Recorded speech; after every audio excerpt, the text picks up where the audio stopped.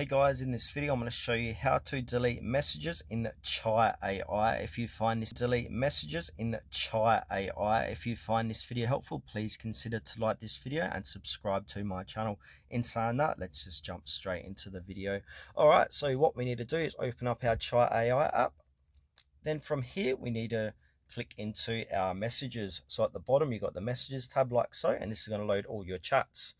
So from here, if I click into this chat here, and this message that I sent the AI, it says don't forget to like and subscribe. If I go ahead and click and hold it, there's no option to delete the single message, but what we can do is go back, and the only way how to delete the messages or that message is to delete the whole chat. So from here we want to swipe to the left and then click on the delete button, and then I'll say delete chat with such and such. Click on the red delete button, and then that's the only way how to delete your messages in Chai AI at this point in time. Maybe down the track, Chai AI might delete individual message deletion,